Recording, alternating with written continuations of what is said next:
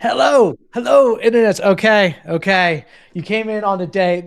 I'm not sure that I knew that we'd be having this like query fan out webinar. And like a few hours earlier, Mike would basically try to light the internet on fire with a article he dropped earlier about chunks. If you are just getting here, there is a link in the comments, but maybe we'll get to this at the end because we hopefully will have time for Q&A. Just a little bit of housekeeping is um, this is recorded, so we'll send the replay afterwards. We will get you the deck with all of the goodies that Mike dropped in there. Like I said, I really do hope we have time for Q&A. This might be that rare webinar where we actually have time at the end, but we will do a hard stop at 3 p.m. Eastern. So if you have questions, there's a little kind of Q&A icon on the side that you can drop them in. But everyone, can you hear us okay? Is everyone in the chat? Tell us how you're doing, and I'll let Mike introduce yourself. Mike, why don't you take it away? Hello, folks. How's everybody doing? Where you calling in from? Drop it in the chat and all that sort of stuff. We are here to talk about Query Fanout, and I love the title of this presentation because I wrote it. No, I'm just kidding. Actually, I'm not kidding at all. So it's everything you should know about Query Fanout from the guy that made the first tool for Query Fanout and made it open source, but none of the major SEO software companies have one yet. So for anyone that's joining us that doesn't know who we are iPullRank. We are a lot of things. Search Engine Land just gave me the Search Marketer of the Year award for a second time, and I guess that's cool too. So my thesis here is that we've learned a lot of internal details about how Google works over the last 2 years, but nothing meaningful has changed in our popular SEO software. And I think that's a huge problem and one that I'm looking to solve, over the course of the next few months. But I do want to start with a little bit of I told you so. So back in October of 2023, I basically told you guys that what we're experiencing right now was on the way. I said that retrieval augmented generation was going to be our future, and it was going to be what we need to lean into in order to get visibility in AI search. And so this was when SGE first came out, hence the name of this blog post here. And it wasn't released to all of us. Like, yeah, it was just talked about, I think, at Google I/O. And I wanted to figure out how it worked. So I built my own version of it. It was called RAGGLE. It might actually still be live right now, right? And so I built it as a retrieval augmented generation pipeline that used Av's API, which is basically a SERP API, an orchestration tool called Llama Index, and then it also used the ChatGPT API. And I was able to replicate with pretty high fidelity how AI overviews, or SGE at the time, functioned. And I just really wanted to understand, like, what will we need to do to optimize for this. So to that end, we have a pretty significant head start on a lot of folks.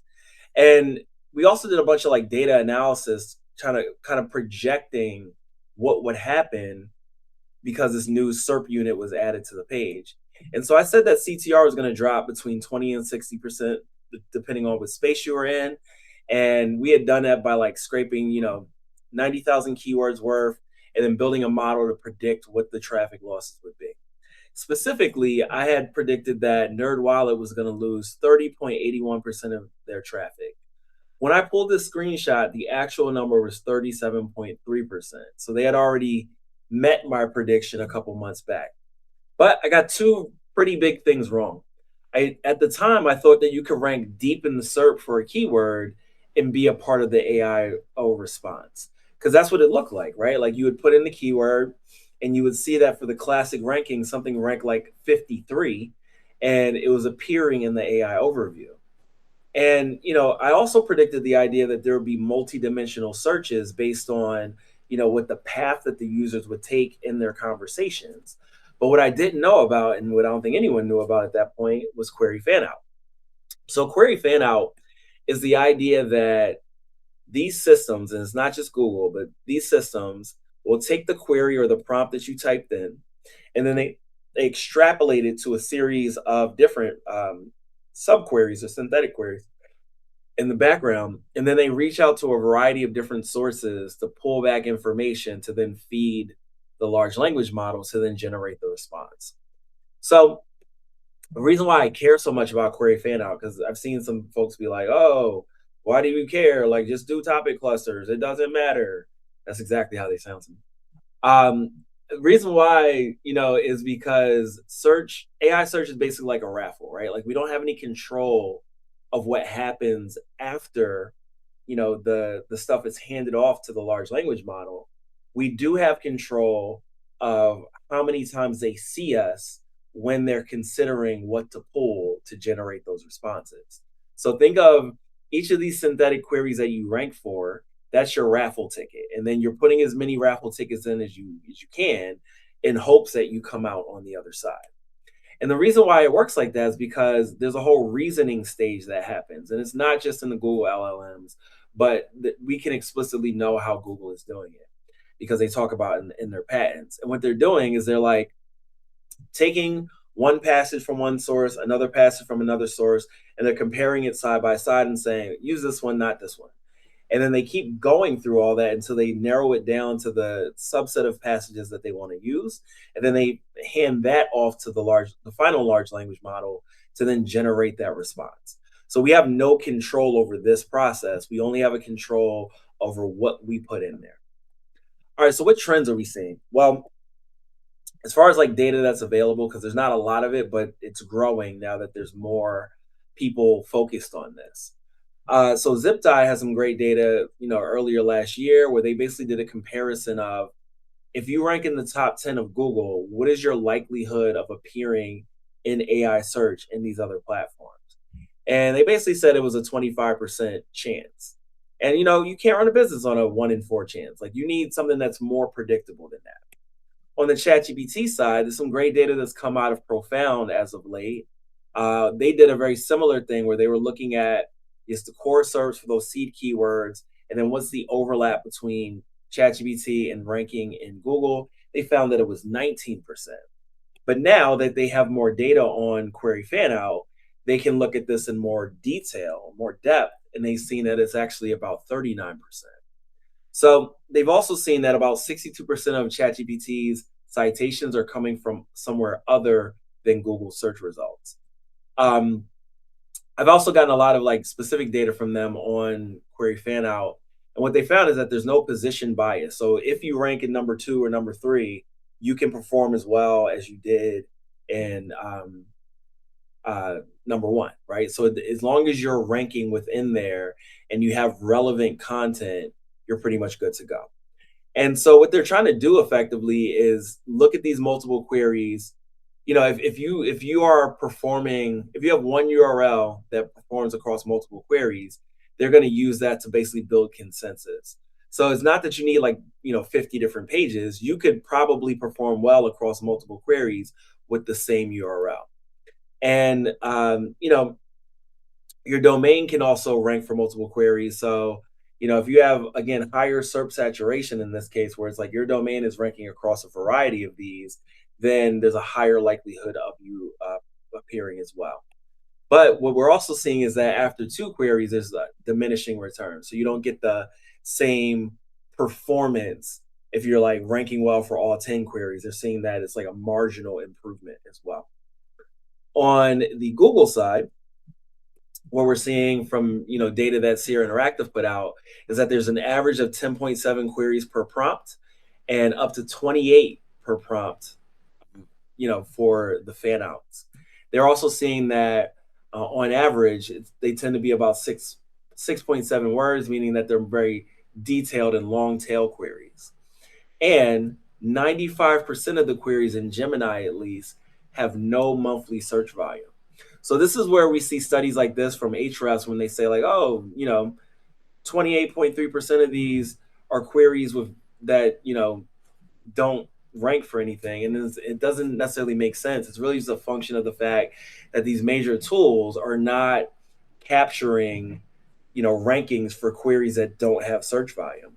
But these systems are generating queries, and these queries are different, and in a lot of cases they are not queries that users are typing in. So how does Query Fanout work? Let's like really base or build a base understanding here. So again, the paradigm that drives most of AI search is retrieval augmented generation, and that's effectively where you are um, combining a large language model with a search engine. And so what happens is they take your query or your prompt and then they turn it into a vector embedding. And then they do a search based on that. And they pull about a bunch of candidate documents or passages.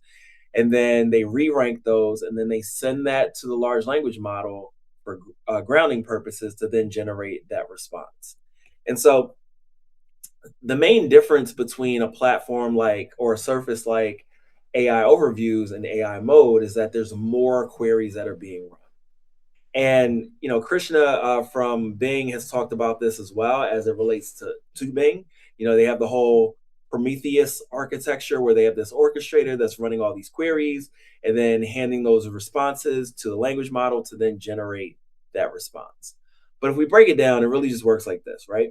They get the query, they expand it into all those synthetic queries, they route it to different types of content because different queries align with different types of content. That's going to be a big problem if all you have is just, articles, right? Like in some cases, they want videos.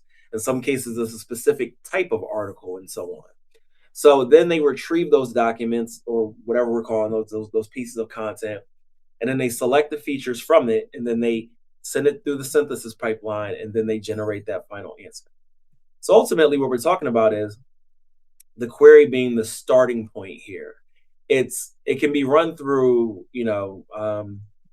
the semantic pipeline or the lexical pipeline. Most of these systems, in fact, I think all these systems are doing hybrid retrieval at this point. But then they're going to expand the queries in a variety of ways, and the expansion is what we're going to really dig into right now. So the query expansion is something that has existed in search engines for a very long time, but not necessarily in the way that we're talking about now. Because query expansion could mean that they extrapolate the abbreviations that you're using, or they turn things into entities, or they say like, okay, well, implicitly you're talking about this part of the keyword, so they're adding more to what it is that you've typed into the query box. But in this case, they're doing a variety of different things. So intent classification, slot identification, latent intent projection, rewrites and diversifications, and then also speculative sub questions. And so the intent classification is like, okay, what does this person need? What is the domain of information that they're looking for? And then what's the task type and also risk profile that we need to account for here as well? And then there's slot identification where it's like, okay, these are the slots of information that are required to answer this question. So using this example here that we're using, where we're talking about best half marathon training plan for beginners, there are explicit things that you're giving in that query or prompt, where half marathon is the distance, beginners is the audience, and then implicitly you're talking about a training time frame, a fitness level, a goal, and an age group. And these are all features that are collected in the system based on your experience or context with the system. Then there's what's called latent intent projection. This is where they're plotting the query that you typed in into multidimensional space, and they're seeing what else is close to it. Like, we've talked at length about embeddings and so on over the last couple of years. But the idea is that you're plotting all this stuff in multidimensional space, and they have all these keywords, all these ideas, and so on, entities, so on in that space that they can say, okay, well, what are the next matches? So in this case, you have hydration strategies, gear checklists, shin splints prevention. So it pulls all those sorts of things back too. And then there's just like rewrites and diversification. So, based on, how users may be um, typing about this stuff, or what are some of the things that the audience has, searched for in the past, or what are some narrow variants, or how might we like add format to this? All of these are being considered as well. And then there are speculative sub questions, like what else does this person need to know based on what they're asking for? So if you're building a best half marathon training plan for beginners, one of the questions you might have is how many miles a week should I run, or what shoes are best here, or how long does it take to train? So it's going to identify those as well. Now, once we've got all these queries, we then map them to different sorts of content or different sources that we can get it from. because different sources have different like computational costs and also real costs. Because if you have to pull from an API as an example, that's more expensive than just pulling from your knowledge graph or what have you. So then you're mapping them to sources, and then you have a retrieval strategy based on how much it's going to cost. Because again, yes, of course, you'll get the presentation after the presentation. So again, there are costs involved. So Google has always thought about like cost per query. How much is it going to cost for them to go out to their systems and then give you the results? In this case, it's how much is it going to cost for them to go out to the systems and then give you the answer. And so in some cases, they may say like, hey, it's not worth it to, compute embeddings for this component of it. Maybe we just use BM25, which is the lexical model of search. So, but again, it's probably going to be more like, should we go to this paid content source or should we go with the low lift sources? And so when I mention this idea that they are looking for specific content types, this is going to be one of the places where you may win or lose your eligibility. Because specifically, if they're like, hey, we want a video for this, or we want, like a printable guide or an infographic or whatever it is, and that's what aligns with that synthetic query, and you don't have it, then they're just not going to use you. Okay, so where do we actually get data for Query Fanout? So in the ChatGPT environment, it's actually quite easy in that in the responses, the API responses, you can see what's been used for your query. So in this example, I am, asking who is Fonte from Little Brother, right? And down here, I can't see exactly where it is. Oh yeah, right here where my mouse is. This is saying search model queries, who is Fonte from Little Brother hip hop group, Fonte Little Brother biography, and there's a series of additional ones, right? So the query fan out queries are also in the metadata that comes back, right? Like this is what I just showed you right here. There's these two queries that are being grabbed. And so when you're logged in, you get it from this endpoint here. When you're logged out, you get it from this anonymous endpoint here. And that same endpoint will show you the results that have been used for determining whether or not the model is actually going to open the content. So when we talk about metadata and its value, it has a very different value in this environment than it does in the Google environment, because they're looking at the URL, they're looking at the page title, they're looking at the snippet, which is functionally, whatever Google serves up or whatever search engine they're pulling from, it's Google. And they're just using that snippet to ultimately figure out like, hey, is this worthwhile for us to open this page and then review it as part of this pipeline? So, your meta description needs to like give away what the page is about. Whereas we all know that in classic search and Google, the meta description doesn't, it's not a ranking factor. It may influence the user to click, but it's not a ranking factor. And this side it is. So we have an internal tool that allows us to see what Gemini uses for grounding.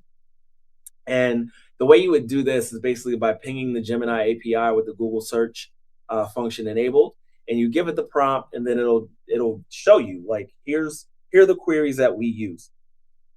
And so we're effectively using this as a proxy to determine whether or not grounding is actually happening for a given prompt or query in the Gemini environment. Now, if you want to expand this further, you can use Qforia, which is the tool that I built. And it really helps you understand the gaps in your content. So, if you have a query like best online brokerage firms, you can see these are the subqueries that Gemini may generate. And you can then go out and see like, how well do I rank for these queries? A lot of the times you won't rank that well with them. You have the query type because there's a variety of different queries types that are, prompt types that are generated. Synthetic query types that are generated. So we give you the type. And, there's also some feedback that people are like, oh, well, this isn't real data. It's generated by the model. You don't know what's being used. So the way around that would be to look up what are the citations in the AI overview or whatever platform you're using, and then find out what they rank for. So pull the rankings for all those URLs, and then do a reverse intersect to see, what are the quote unquote real queries that are being used. But like I said, a lot of the queries that are being used for this sort of thing don't have search volume. So you wouldn't be able to find those through any tools that are out there because they're only going to look for keywords that have search volume. So how did I build Qforia? Well, one, I read a few patents on how Google is doing this. So this one right here, the systems and methods for prompt-based query generation for diverse retrieval, really talks through the different patterns that they use for generating queries.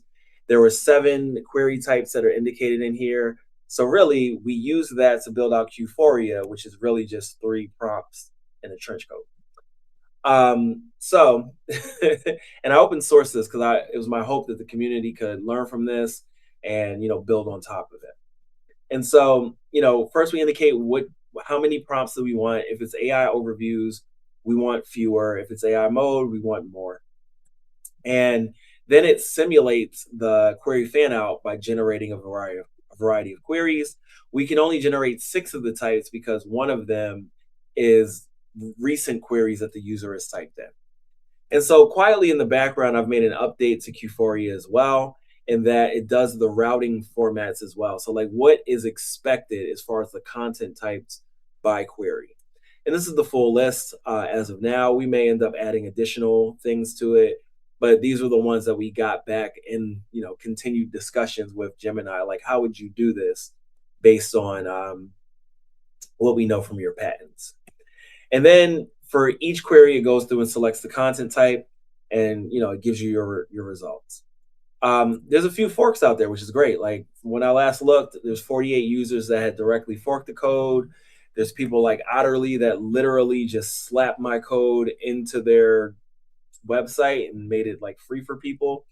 Then you've got people like Tyler over at Locomotive who've done more thoughtful and actionable forks.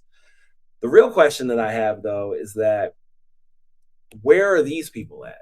Where are the organizations that our industry really relies on for data as far as these sorts of tools? So, what I've felt is that if our major tools aren't going to move fast enough, I can be the one that can help drive this stuff forward. So there's a series of Qforia upgrades that I made. The tool has been tremendously improved. We've added the Gemini grounding to it. We've added the reverse intersect function. It's scraping ChatGPT, like it can do the whole thing at this point. And so you can also download the data, and it's got the whole what I call a chunk daily functionality built into it, where you can see the scoring of passages on your landing pages for these queries as well. So what you would do is take the list of queries from the other side of Qforia here. You download the CSV, put into your rank tracking platform, and then get back all your rankings for those synthetic queries.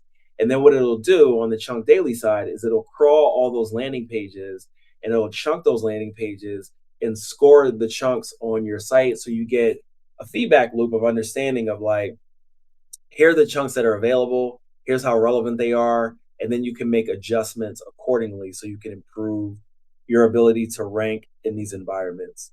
So what you can count on from me is that I'm going to continue to keep building and open sourcing things in hopes that our major players will ultimately just grab this sort of stuff and improve upon it in their environments and launch this stuff so that we all can level up as a community. Now, what tools can you actually get this data from right now? Because there are some companies that are taking initiative. So DemandSphere, they were the first ones to really track Query Fanout from ChatGPT. They've also got this visualization that they have coming out really soon, where you can see this sort of like graph that shows the relationship. PromptWatch also, they are giving you the fan out when you dig into the prompt details. It'll show you like these are the search queries that have been used. As far as what I've seen thus far, Profound has the most robust version of QFO tracking from ChatGPT. Not only do they show you all the fan out queries, but they also show you the variance and the share of queries that fulfills. And then they also show you how these queries change over time. So there's a client that we worked with recently where I had them give me a full export of all the queries for all time. And it was something like 100,000 synthetic queries, unique synthetic queries that were run across this prompt set that we were looking at. And what you'll find is that there's a lot of variants, like small variants on those same queries over time. And I feel like Profound does a really good job of showing you, like, here's how this query evolves or changes over time as well. And then they'll also show you by platform how many synthetic queries are getting executed day over day. So it changes, for a given prompt. And I think part of that is that we're starting to see that ChatGPT is caching a bit more. They don't have an index per se, but if you run the same query multiple times, first few times it'll generate the fan out and it'll use whatever it pulls back. But then, like, third, fifth, sixth time, it just uses what it has cached rather than going out there again. And another tool that I'm really impressed by is Market Brew. They have a tool called Content Booster that will pull the fan out queries, and they're doing it in the way that we're doing it in Qforia, where they have like the synthetic ones that they're generating, but they're also doing that whole reverse intersect thing that I mentioned as well. And then the tool takes it a step further in that it will generate content in alignment with your semantic gaps for those synthetic queries as well.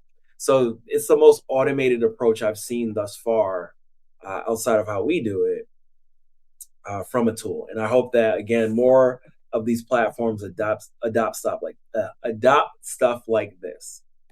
All right, so how do we use the data? How do we actually do some relevance engineering here? Well, our approach really looks like this. We do a content audit for AI readability and extractability. Then we do some research around, the latent space and the semantic gaps. And then we think about restructuring the content and augmenting it accordingly around chunking, semantic triples, things like that.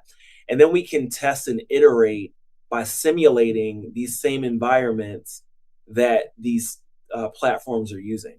So the thing is, nothing that ChatGPT or Google or Perplexity or any of these companies are doing is secret. They are all sharing this information in real time as they're innovating. They're all writing things in their white papers. They're all speaking at conferences like NeurIPS and so on and showing off their innovations. And there's open source equivalents to everything so that we can replicate what they're doing. And all these platforms make their vector embeddings available as well. So you can vectorize the content in the exact same way that they do, make adjustments, and then pull in competitors to do the same exact thing and see how your adjustments react accordingly. So for us, the tactical implementation, Rebecca, just send me an email. Um, the tactical implementation looks like this. We pull the rankings and the landing pages. We generate the vector embeddings. We score those relevant passages, and then we compare that to the citations and then improve relevance on our pages. But the bigger picture thing here is that to improve the signal that's going out to these systems is not just about your website, it's about your content ecosystem. It's what you're doing in your videos being the second most cited source in all the AI platforms, where YouTube is, really the advantage if you're leveraging that. Reddit being another source. So you got to think about UGC. You got to think about your digital PR so that you can spread these messages in a variety of different places. Then you want to use entity rich, embeddings friendly language so that it's really easy for these systems to extract that information and use it in their environments. You want to use structured data. There's a lot of arguments in this space like, oh, structured data doesn't matter. They're not using it. I'm not having that argument with you. Use it or don't. We're seeing value from it. And so what we're doing is we are, looking at the vocabularies from a schema.org that are not being used by these platforms or not being used historically because people only really optimize for the rich results that Google was giving and incorporating more of that into the content. And then there's going to be your basic, standard on-page SEO stuff, right? Like making sure the header hierarchy makes sense, making sure you have clear, clean semantic content, have an open robots.txt and, do your topical clustering and all that. And in fact, one of the things that I've come across as of late is the 499 response code. Not something that you're going to find in any SEO blog post. In fact, if you look at people's SEO blog posts, when they talk about different HTTP response codes, it's usually that they stop at like 429 or something like that. 499 basically means that the client requested something from the server and the server took too long to return it. So effectively, what we're talking about here is a page speed issue. And basically, because a ChatGPT crawls or fetches URLs in real time, it is not going to wait for a long time to get that response. And so it'll give up. And that's the sort of thing you need to be looking for. You need to be looking at your time to first byte and things like that just to make sure your content is loading fast enough to be used. And then writing for synthesis is what we're talking about when we talk about chunking. And I just published a blog post about this today, about the misinformation around chunking. And it's not limited to what Danny Sullivan had said in his statement a couple weeks ago or last week or whatever it was.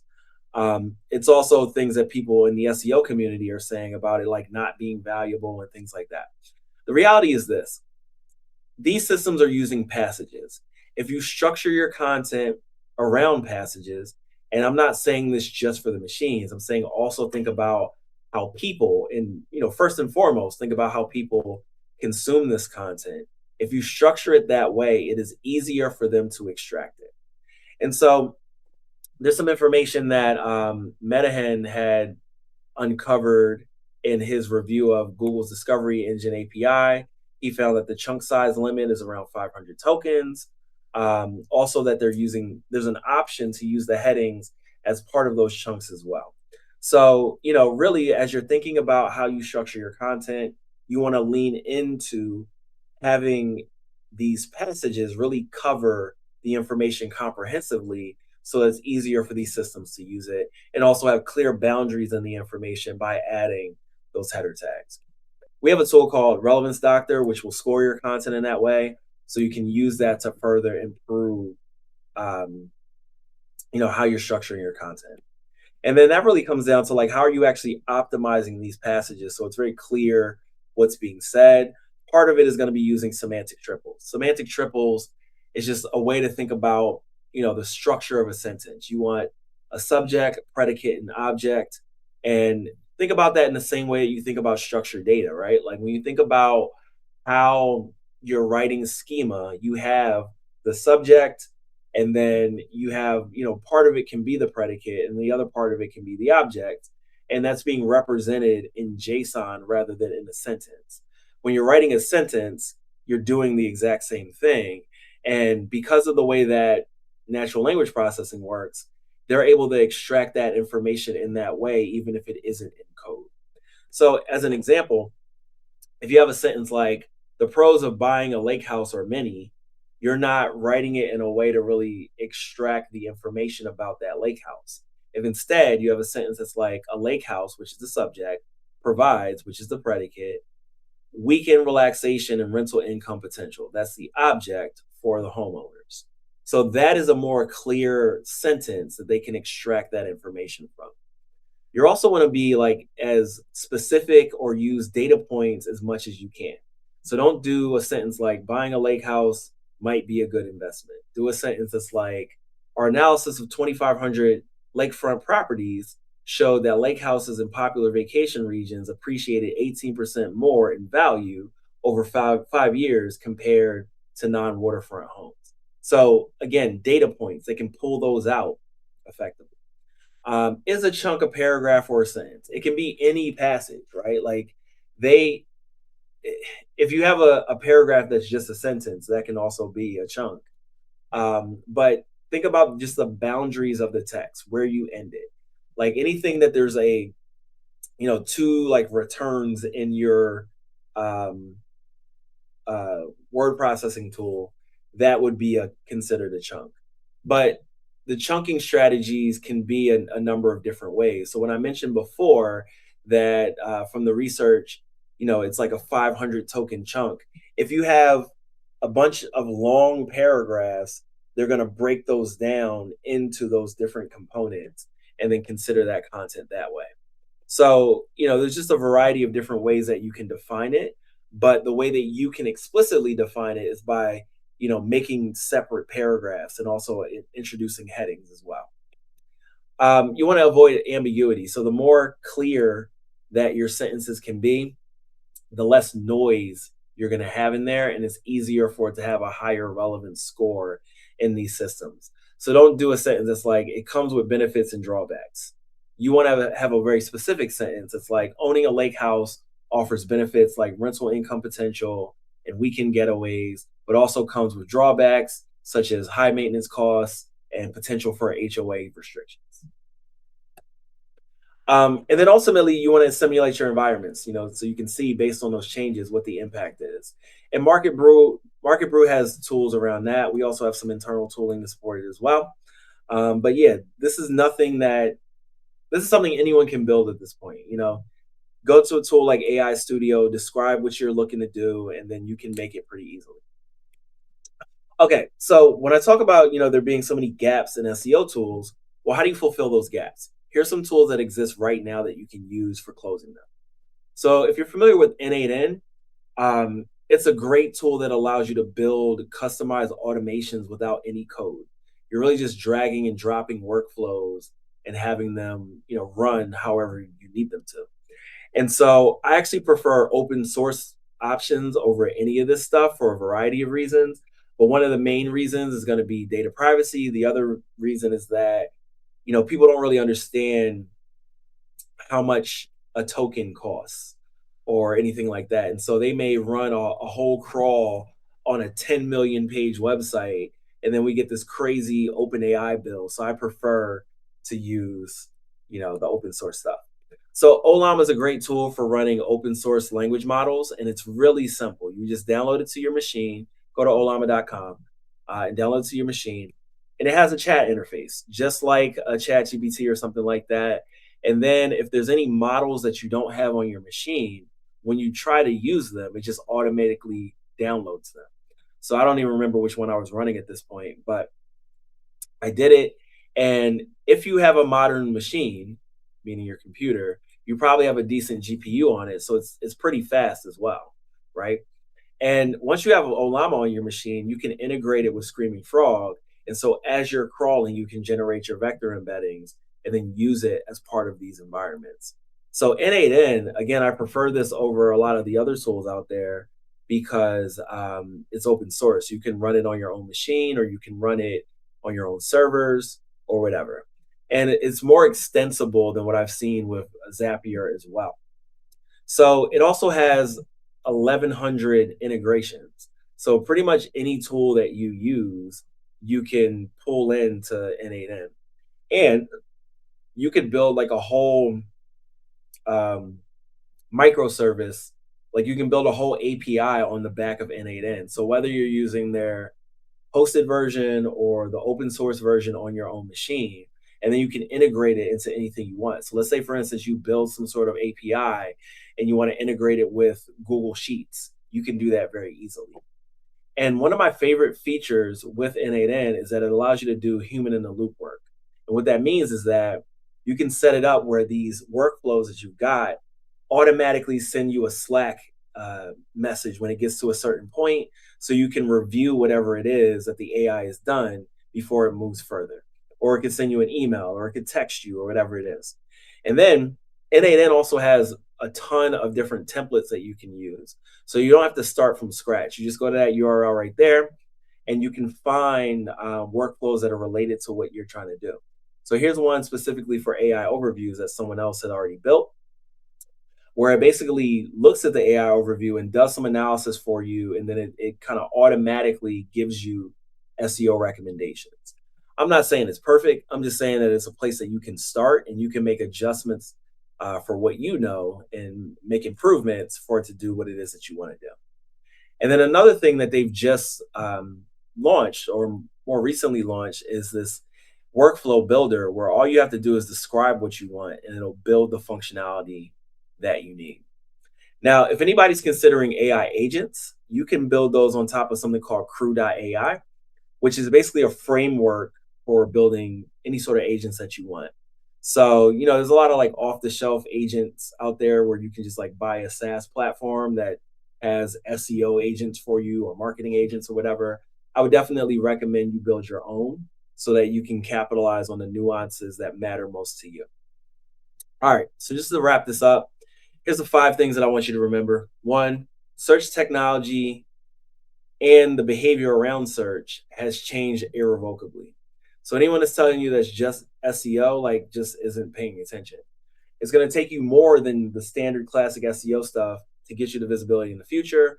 And it's to your benefit to understand how these systems work, because the software that we currently have isn't going to get you to where you need to go.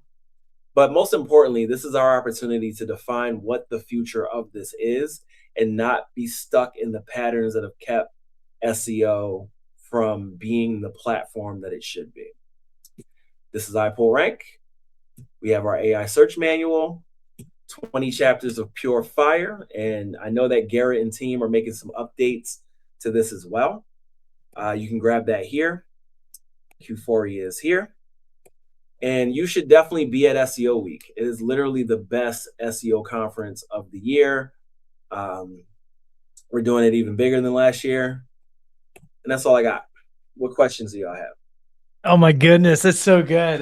It's like there's so many questions we got. Keep them coming in. Like Mike mentioned, SEO week, definitely check it out. It's at the end of April in New York, 4 days. With the AI search manual, check that out too. And I'll send this all via the deck because like there's a whole chapter on query fan out. There's a whole chapter on simulations, on all these things that you can go so much deeper in. But let's start with Burke. Just question, Mike, is ChatGPT using your actual meta description, or is Google's rewritten meta description? It's the snippet that Google rewrites. So whatever shows up in the SERP is what it's using. It's great clarification. Henry wants to know, what do you recommend for embeddings, an API like Google Vertex or a hosted database like Pinecone? Uh, I mean, you don't necessarily need a vector database at this point. Like, that was like a point in time where the incumbents like MySQL and Postgres didn't have vector columns. Now they all do, so you don't necessarily need that. You can use BigQuery pretty easily. So if you're wanting to replicate what Google is doing, you want to use the Gemini embeddings. If you don't want to pay for that, you could use Gemma, which is their open source embeddings. What we tend to use is something called Mixed Bread. Their large embeddings are open source and they get the best performance that I've seen. But again, if you're looking to replicate what the systems are using, you should use either the Gemini embeddings or the OpenAI embedding. Cool. This is relevant. Julie wants to know, is your process to find query fanouts within ChatGPT up to date through today? What? Update through today? What does that mean? Is Oh, up is to date it through today. up to Gotcha. date through today? Yeah. Yeah. So not every query does a fan out. So I don't know or excuse me, not every prompt does a fan out. So it is up to date as far as I know, like, because that's where that's where Profound is also getting the data. It's the only source that is uh, that you can get it from. Like, there's no Google Search Console for Profound. So welcome to send over whatever prompts you ran, and I can see what I'm seeing on my side. But as far as I know, that is the only way that you can get it. Brendan had to run, but he wanted to know, question about the announcement that Google made with preferred sources, personal intelligence. Surely personalization is going to play a greater role in AI response SERPs and ads. Do you just have any thoughts on the personalization announcements? Yeah, I mean, that's just a reflection of what they talked about at Google I/O last year. They talked about something like, it's called personal context. It's basically them using all the information they have about you in a vectorized way to filter out what information they're going to put in front of you. And I don't really like doing predictions for the year, but the person that asked me my SEO prediction for this year was that everything is going to be way more personalized than it's ever been. You've actually talked about the personalization and the mechanics behind it. So this is a question for me, but do you think fan out would ever be impacted by personalization Yeah, data? absolutely, absolutely. So, because I'm going to assume a lot of people ask broad questions, right? Like a question like, "Oh, I need a training program for half marathon. You may not say beginners. You may just say you need a training program. And so, in service of search quality, it's better for them to learn stuff about you over time and be able to answer your question no matter how vague it is. And think about, when ChatGPT first rolled out and how specific you had to be with your prompts. Think about how less specific you have to be now. So it's just going to make the whole thing better for the actual user. How does that impact SEO and content strategy? So assuming that you're going to have to deal with these fan apps that are all personalized, like thinking the forward, if you're building out a content plan, how are you addressing personas and those personalized query fan apps? Yeah, I think that's exactly it. Like you have to have persona driven content. Like they're going to look for the specific answer. They're not going to look for the broad answer. And I think what we're going to see over time is that broad content ends up getting less visibility broadly. And it's going to need to be more specific in order for you to get the rankings. Because I think one of the things that people misunderstand is they think that AI search is separate from classic search. It's all the same system. There is no like difference. All search is AI search at this point. So do you think there's any, like, how do you navigate, and I know I think I know the answer to this, but like how do you navigate potentially duplicate content or being penalized for basically repeating the same answer that's slightly nuanced for a different persona? Duplicate content, I think, is a misunderstood concept because you can look at many sites that have like let's say like location pages as an example. There's a lot of instances where location pages are exactly the same, except the only thing they say different is the location. And it's not that the location, like a given location doesn't rank, it will rank in that location. Like if you have the Philly page versus the Brooklyn page, the Philly page will perform in Philly and the Brooklyn page will perform in Brooklyn. So I don't think that's as big of a deal as people think it is, especially if there are enough nuances of difference that it speaks to that specific audience. So I wouldn't worry too much about that. Slade wants to know, do you think Google going after SERP API or data for SEO will have an impact on things for the future with those systems likely being used by ChatGPT? I don't know that I necessarily believe that OpenAI is like only relying on tools like that. I mean, they're such a sophisticated engineering team. Like, why would they? And also, a lot of them are previous Googlers. So why would they not just build their own scrapers for Google? So I don't. I like even if those companies get taken down, which I don't want to see happen because they're great service providers, but I don't think it's going to matter that much to ChatGPT. Laferniere wants to know, if Query Fanout has so many side questions added to the initial question, how come there are so many hallucinations? Because LLMs aren't perfect. You can go to ChatGPT right now and give it a whole document of facts, and it can still hallucinate. Like that's just a function of how these platforms work. I think hallucinations have improved over the last 2 years, but it's still something you got to worry about. It's an architecture thing. Jan wants to know, should we look for Query Fanout also in API tests, or is it too different from apps interfaces like ChatGPT and AI mode? So I think I understand the question. I'm gonna see if I understand the question. So I think she's saying like, should we be looking at API responses or looking at what we're seeing in the actual interfaces? So the actual interfaces are typically going to give you something different than what you get from an API. The thing with Gemini is that that's all we have. We there's no other option, right? Like if we could scrape that from the front end, then we would, but we can't. So we basically are using Gemini as the proxy for understanding. Whereas with ChatGPT, you know, all the visibility tracking tools do the scraping a bit differently or their data collection a bit differently. Like I know Amplitude uses the API, whereas I know, most of the other major tools are scraping the front end. And if you want to get what users are seeing, you need to scrape the front end. The API is not necessarily going to give you the same thing. Gotcha. Okay. Okay, I'm going to tee up here. Burke wants to know, give me your conspiracy theory as to why the large SEO tooling companies have not made a query fan out tool yet. We've known about this for what, 2 years? No, I think it's only been since last May that Query Fanout was like explicitly explained. I mean, I think it's just a software problem, right? Like when you have a large software company that's going in a certain direction. In the case of SEMrush, they're a public company, so there's a lot of risk mitigation and what have you. Not the problem with Ahrefs to some degree because they are $100 million company that's private, and but at the same time, like there's always resourcing, there's always roadmaps and so on. So I suspect they think the things they are doing are more valuable to their goals. But the gap for the actual practitioners that are doing things that care about AI search indicate that that is not the most valuable thing to be done right now.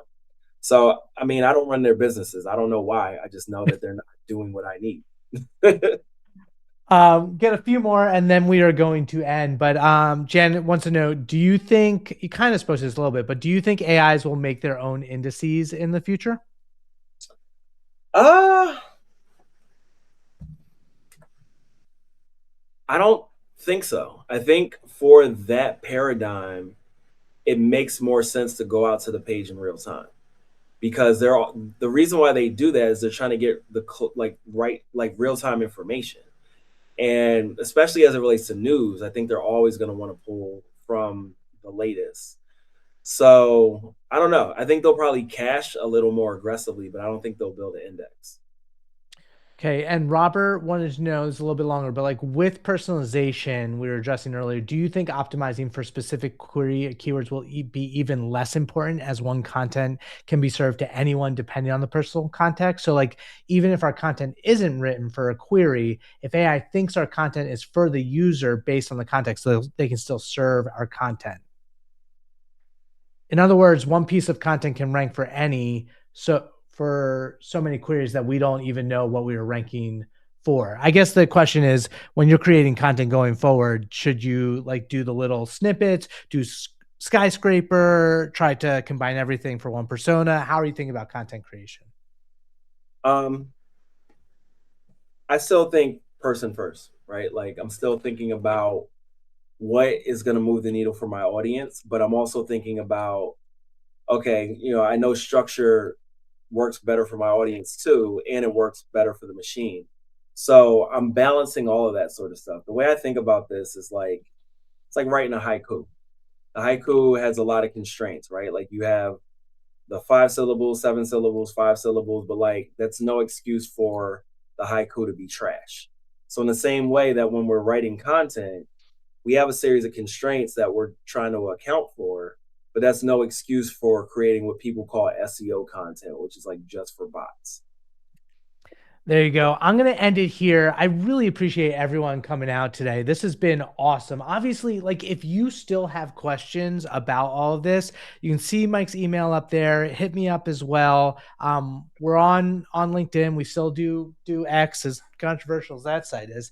And to Rebecca's point, we do all this stuff. Like our bread and butter right now is putting the strategy behind all of these like really tricky surfaces, whether it's your keyword portfolio matrix and building out content and mapping it to all the query fanouts, doing omni-media content audits, omni-media content plans, pointing you in the right way in terms of the measurements and the tools and the recommendations. So that's all. Oh, an SEO week. If you haven't already, at least go to the website, watch the sizzle reel, see how awesome it is.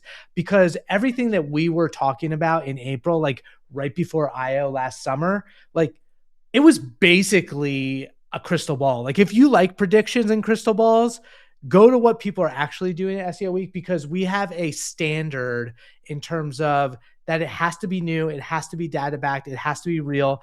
And I will drop as well, we are actually having a one spot is available for an open pitch. If you've wanted to get on the stage and you've never really done it, or you've just never been at SEO week, we are accepting pitches for a live competition. Deadline is January 31st. I'll include that in the email I follow up afterwards, but Thanks for having us, Mike. You got any parting words? Yeah, it's not just SEO. See y'all later. Thanks again.